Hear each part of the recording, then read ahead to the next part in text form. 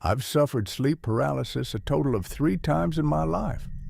The first 2 times, it just consisted of me waking up, not being able to move my body. The third time was much different, though I had woken up very early morning, probably like between 5 and 6 a.m. when the sun was just starting to come up. There was light in the room, but barely any. I tried to move, but I had that unfortunately familiar feeling of paralysis, helplessness. My eyes fixated on the wall. There was nothing I could do. Then, suddenly, I heard heavy footsteps coming up the stairs of my bedroom. It was my brother, followed by my sister, dad, and mom. They were all sobbing hysterically, and they all seemed to be at least a foot taller. It was unnerving. The 4 of them approached my bed, then stopped at the bedside towering over me. All 4 of them crying. I couldn't move. I wanted to cry for help or just yell at them to stop because they were scaring me their heights.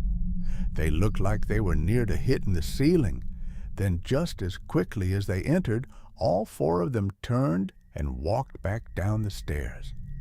I could move again, and so I ran down the stairs to follow them, but they weren't in the outside area. I went to each of their rooms one at a time. All 4 of them were fast asleep. My heart was racing because the most surreal, unnerving thing just happened to me. I had to lean on the wall to gather my thoughts for a second.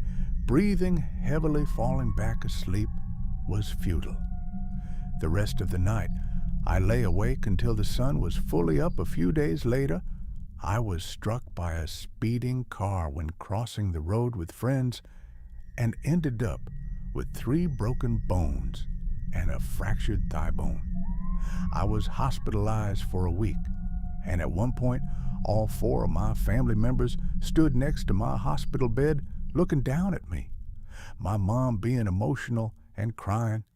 It was almost the same image from my sleep paralysis. I'm not superstitious at all, but if I were, I would 100 believe that dream was some kind of sign or some kind of prediction of the future. In fact, I just got chills writing that last sentence thinking about it. Hey, the stories aren't over yet, but consider subscribing and leaving a like. With a simple tap on the screen, you help our work a lot. Now, without further ado, let's move on to the next story.